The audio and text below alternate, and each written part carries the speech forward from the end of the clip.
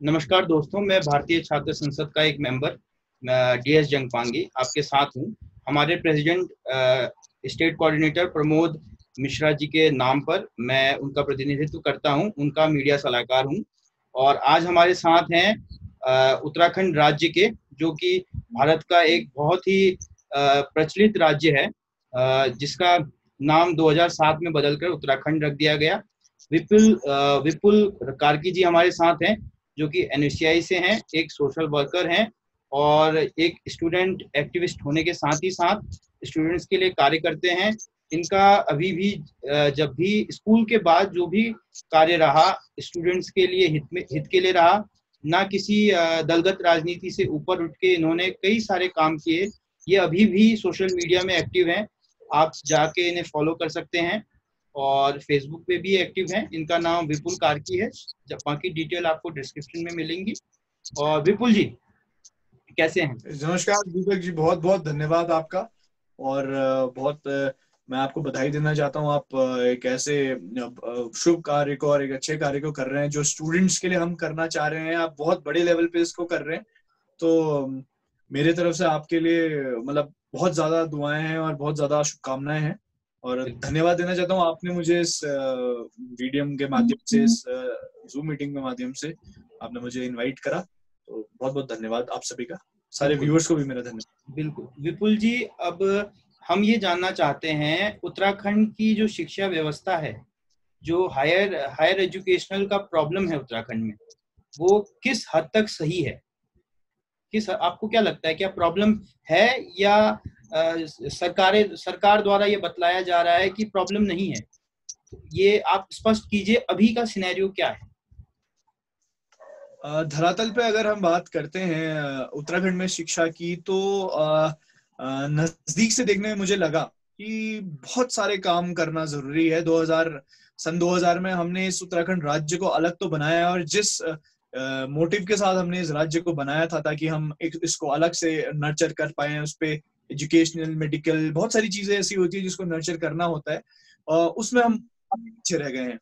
आज के समय में उत्तराखंड में जितने भी हमारे नौजवान हैं, युवक हैं, ग्रेजुएट्स हैं, पोस्ट ग्रेजुएट हैं, डिग्री तो जैसे तैसे हम ले लेते हैं, बट एम्प्लॉयमेंट इसीलिए हमको नहीं मिल पाता है क्योंकि वो जो एजुकेशन के टाइम पे स्किल और जो उसमें गुणवत्ता होनी चाहिए थी, वो कहीं ना कहीं इसमें मिसिंग है।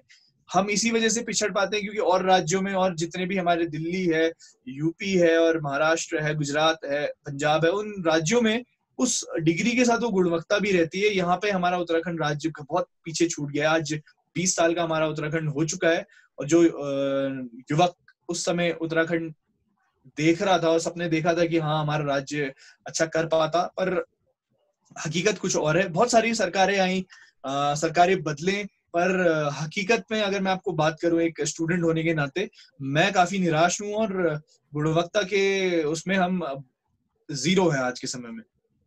जी जी, वो तो अगर भारत का भी सिनेरियो देखें तो हम वर्ल्ड की टॉप 100 यूनिवर्सिटीज में हमारी गिनती की यूनिवर्सिटीज हैं, जो कि मेरे हिसाब से 2 या 3 होंगी। तो ये हम आपसे यहाँ पूछना चाहते हैं कि भारत की 2 प्रमुख यूनिवर्सिटीज रही हैं, हेमवती नंदी बहुगुणा और कुमाऊं यूनिवर्सिटी। तो हमने ये पाया, गढ़वाल के अपने प्रतिनिधियों से ये पाया कि जो सुविधाएं, जो स्टूडेंट वेलफेयर की बात हेमवती नंदी बहुगुणा में है, शायद वो कुमाऊं यूनिवर्सिटी में लगभग 0 है। और आपके माध्यम से हमें पता चला कि कुमाऊं यूनिवर्सिटी को एक नई यूनिवर्सिटी मिली है, तो इस पर थोड़ा प्रकाश डालिए।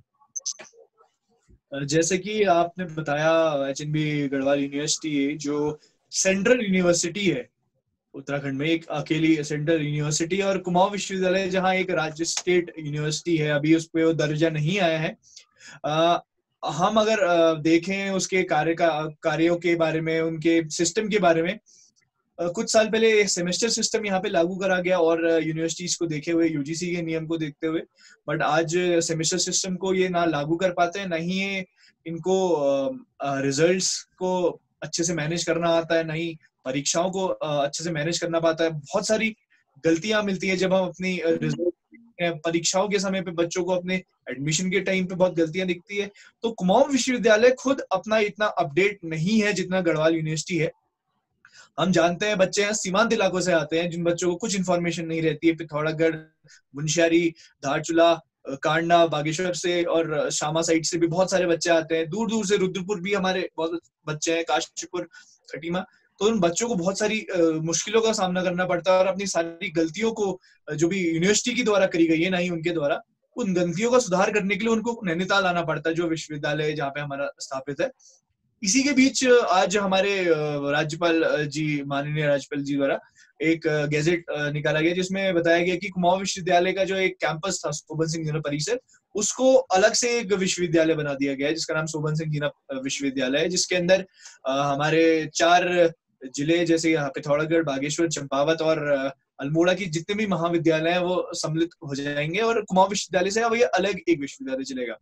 जहां तक कि मैं मानता हूं कि कुमाऊं विश्वविद्यालय खुद अपने आप में अधूरा है और अभी समय पे जहाँ पे अपग्रेड की मांग थी, जहाँ पे कुमाऊं विश्वविद्यालय को और अपने में बहुत मेहनत करने की काम थी, हम कुमाऊं विश्वविद्यालय से अलग होकर अल्मोड़ा का जो विश्वविद्यालय है उसको बना के हमने अपने आप को खुद 40-50 साल पीछे कर दिया है।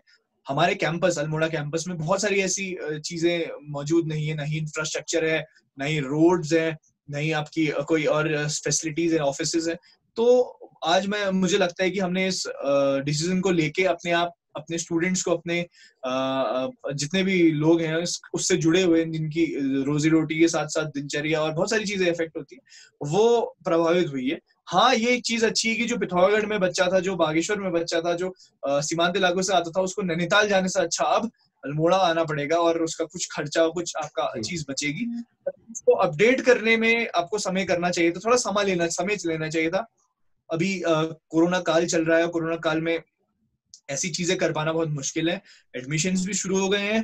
कुमाऊं विश्वविद्यालय ने एडमिशन्स तब से स्टार्ट कर दिए जब 12वीं का रिजल्ट भी नहीं आया है। तो मैं मानता हूं कि इनके मैनेजमेंट में, इनके सिस्टम में बहुत सारी कमी है।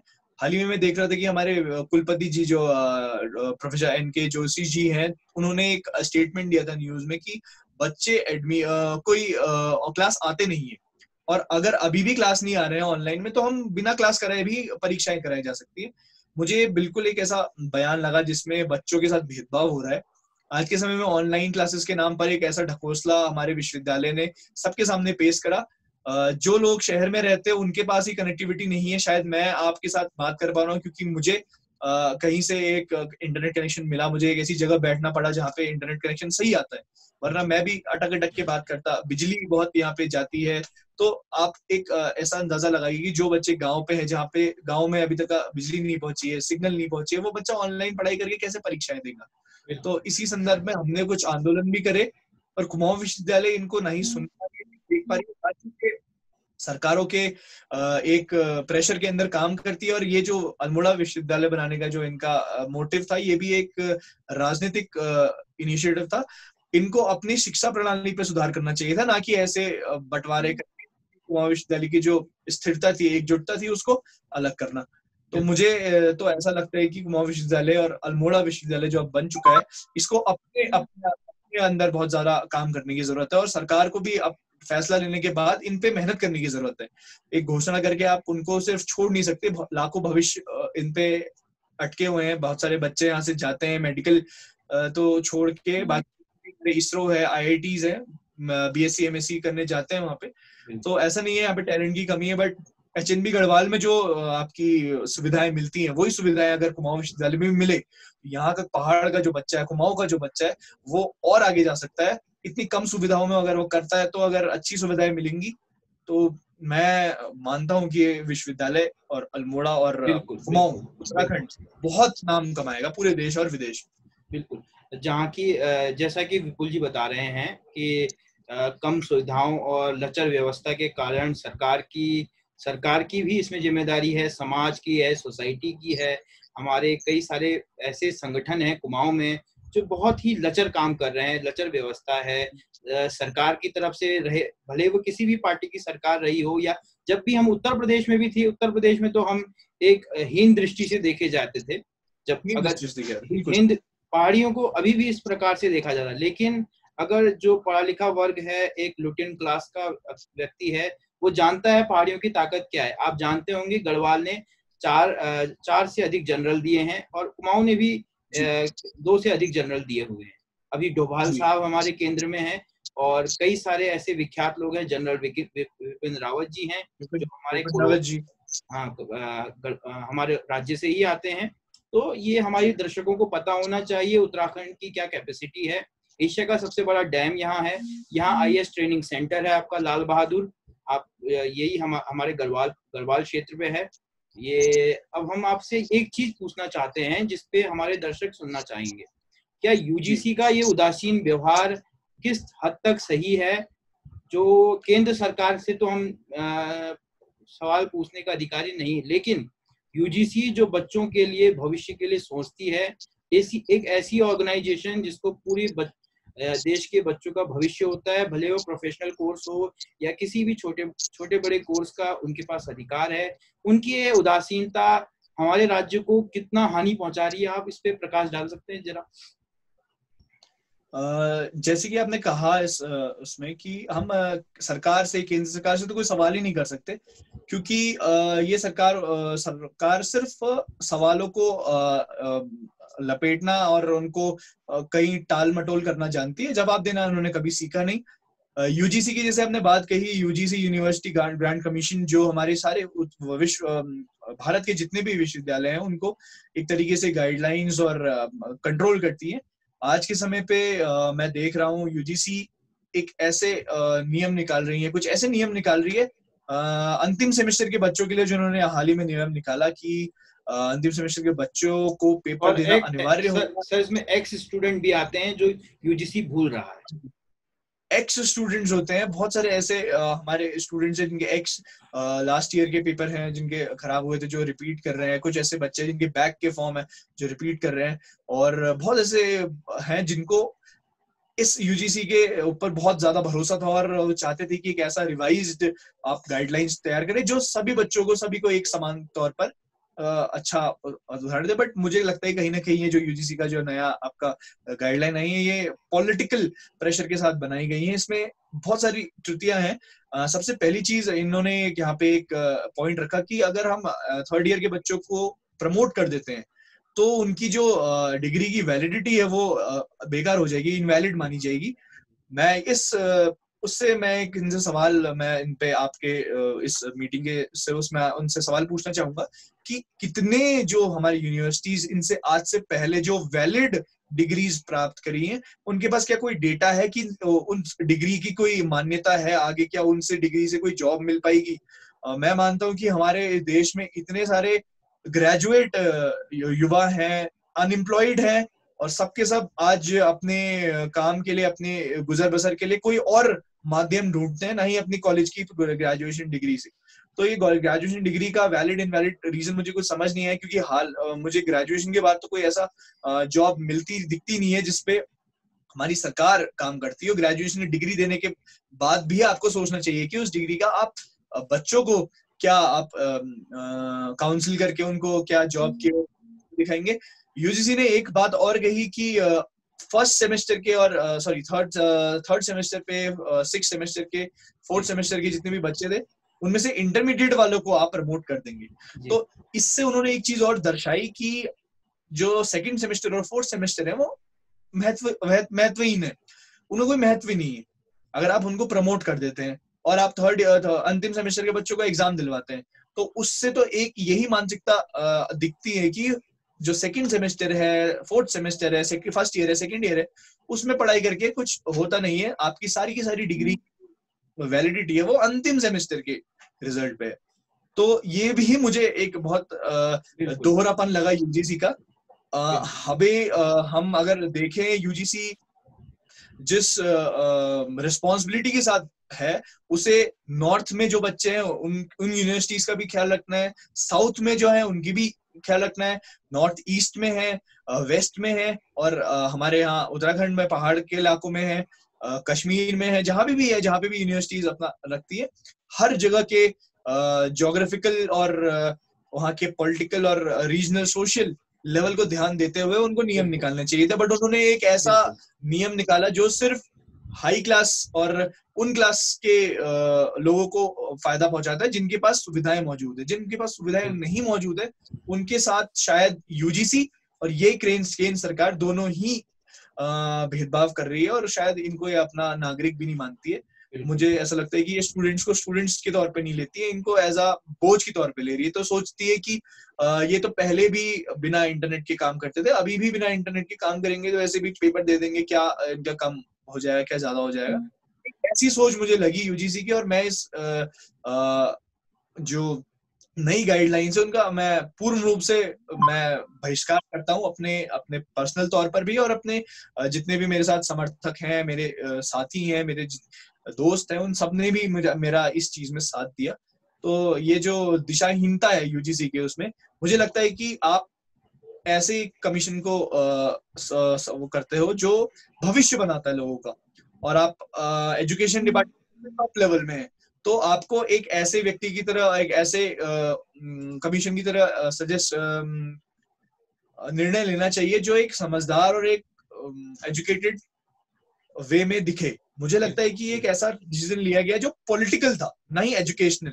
ये पॉलिटिकल था जस्ट बिकॉज आज मैं आपको अगर एक अपने संगठन के तौर पर बताऊं तो एनएसयूआई, भारतीय राज्य छात्र संगठन, जो एक स्टूडेंट वेलफेयर हमारा एक संगठन है, उसने पूरे प्रदेश में, देश में हर जगह से पार्टी बेसिस पे भी अगर हम देखें तो एक स्टैंड फॉर स्टूडेंट्स करके एक प्रोग्राम चलाया था, जिसमें उन्होंने हर सेमेस्टर के बच्चों को प्रमोट और साथ ही साथ उनकी जो फीस है 6 महीने की या अगले सेमेस्टर की, वो माफ करने का मुद्दा उठाया था।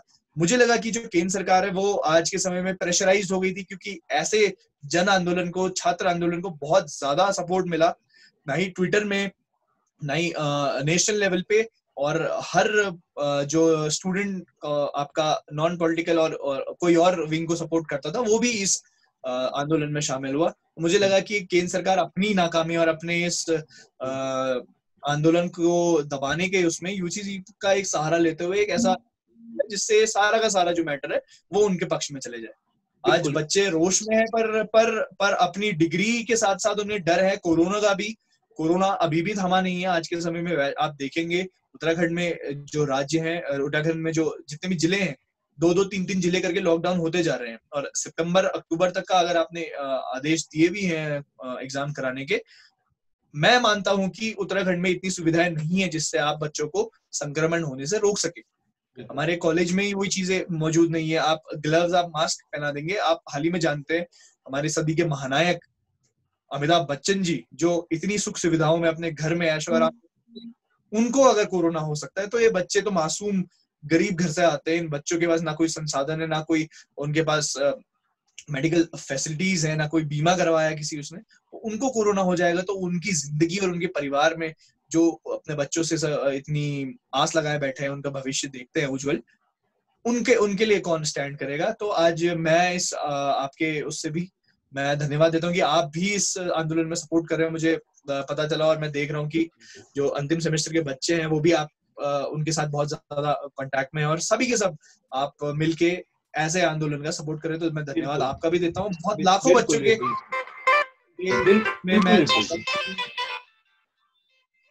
लाखों बच्चे सोच रहे हैं कि हमारे साथ कोई तो है आज के समय में जो सिर्फ और सिर्फ छात्रों के लिए सोच रहे हैं, ना ही कोई पॉलिटिकल कॉज के लिए। सब एक साथ हो चुके हैं, और यही चीज हमारे स्टूडेंट को इतना पावरफुल बनाती है। डेमोक्रेसी में यूथ है जो इतना पावरफुल बनाती है। यूथ हमारे वाला इस देश का भविष्य है। तो कहीं ना कहीं मुझे भी खुशी हुई कि हाँ, हमारा यूथ इतना जागरूक तो है जो सही चीजों के लिए स्टैंड ले रहा है। जहाँ विपुल जी आप बोल रहे हैं व्यवस्था की कमी है, राज्य, एक हमारा राज्य छोटा राज्य जरूर है, लेकिन यहाँ भी 1,25,00,000 की जनसंख्या है, और नए आंकड़े बता रहे हैं कि यहाँ जो फूड कंजम्पशन है बढ़ चुका है। मतलब उत्तराखंड की जनसंख्या इस लॉकडाउन में बढ़ी है। जो पलायन करे हुए लोग थे, जो अर्बन सिटीज में जो लोग थे, वो वापस आए हैं अपने राज्य में। तो क्या हमारे प्रशासन को इतना लोड है? क्या केंद्र सरकार समझती है? मैं आपको बता दूं, आज बेरोजगारी दर में हम अफ्रीकी देशों को चैलेंज कर रहे हैं, और कोरोना रैंकिंग में हम 3rd आ चुके हैं। क्या हम फर्स्ट आना चाहते हैं?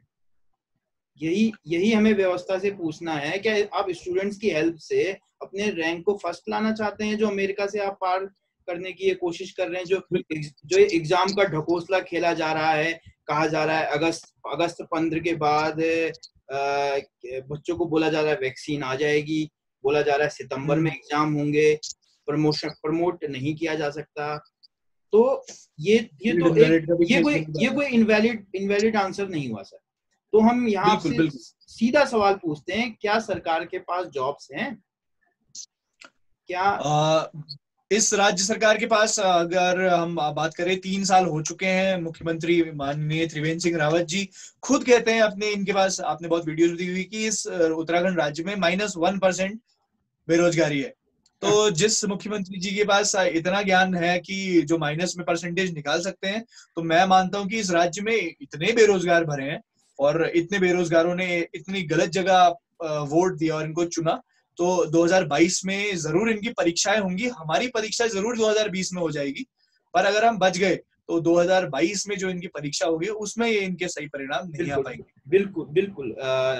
विपुल जी ने बहुत अच्छा प्रश्न उठाया कि युवा ना सिर्फ एक स्टूडेंट है, वो एक फैमिली का अपने आधार है।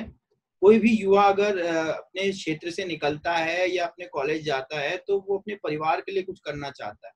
तो सरकारें लाखों बच्चों को भविष्य खराब नहीं कर रही है, वो लाखों परिवारों का भविष्य खराब कर रही है। यूजीसी का ऐसा ढिलमिल स्वभाव, जहां भारत एक युद्ध के मुहाने पे खड़ा है विपुल जी, दूसरे मुहाने पे हमारे साथ कोरोना खेल रहा है, उस बीच आप इस तरीके का स्ट्रेस वाला माहौल बना रहे हैं, ये बहुत ही अशोभनीय है, निंदनीय है। आपके माध्यम से हम जुड़े और अल्मोड़ा का आप रिप्रेजेंटेटिव हैं, आप NSCI में बहुत अच्छा काम कर रहे हैं। ऐसी दलगत राजनीति से ऊपर उठकर आप जैसे युवाओं ने उत्तराखंड के लिए, विकास के लिए कार्य करते रहे। इसी के साथ हम एक छोटे से जवाब के साथ विपुल ये इस वीडियो को समाप्त करेंगे। विपुल जी, एक आखिरी सवाल है, क्या अल्मोड़ा का प्रशासन आपकी बातों पर आपके हिसाब से कितना ध्यान दे रहा है? वो आप उनको 5 में से कितने स्टार देंगे? मैं अल्मोड़ा के जिला प्रशासन और पुलिस प्रशासन का, अगर इस कोरोना काल में जैसा उन्होंने मैनेजमेंट करा, उसमें तो मैं उन्हें 5 में से 5 स्टार दूंगा।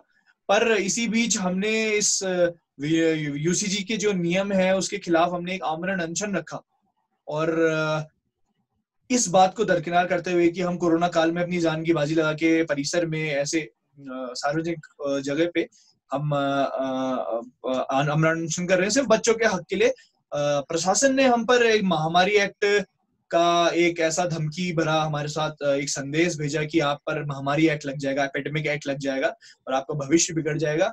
मुझे लगता है कि मैं इस जिला प्रशासन को सिर्फ और सिर्फ -1% स्टार दूंगा मुख्यमंत्री जी के लैंग्वेज में।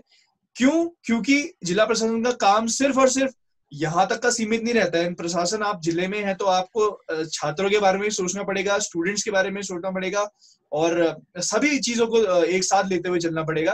तो मुझे नहीं लगता कि ना ही जिला प्रशासन ने कोई मदद करी हमारी इन छात्रों की और इनको कोई सहूलियत पहुंचाई। इंटरनेट कनेक्शन की बात करें, हमारे अल्मोड़ा में ना कोई इंटरनेट कनेक्शन आता है। जिला प्रशासन बहुत पीछे है इस चीजों। मुझे लगता है कि उनको आगे आने की जरूरत है। आवाज में जो हमारी ताकत है उसको सुनने की जरूरत है।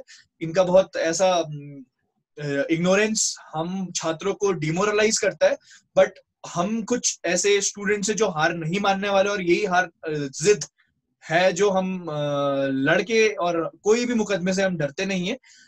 मैं आपकी वीडियो के माध्यम से एक अंतिम संदेश देना चाहता हूँ कि जितने भी छात्र और छात्र से जुड़े हुए, छात्र राजनीति से जुड़े हुए लोग, जितने भी बुद्धिजीवी लोग, जितने भी आपके इस प्रदेश और उससे एजुकेशन से जुड़े हुए लोग हैं, आप इस आंदोलन को एक अच्छा प्लेटफॉर्म, एक अच्छी आवाज देकर अपने विचार रखकर उसमें बुलंद करिए, क्योंकि बच्चों की जो जिंदगी है, उनका भविष्य है, वो सब इस परीक्षाओं में निर्भर है। इन परीक्षाओं को अगर आप करवाते हैं तो जिंदगी कहीं ना कहीं दांव पे पड़ जाती है, परीक्षा नहीं करवाते हैं तो करियर कहीं दौड़ पे है। तो एक ऐसा मध्य का रास्ता आप निकालिए, प्रमोट का एक ऐसा रास्ता निकालिए, उस मुहिम को आप सपोर्ट करिए।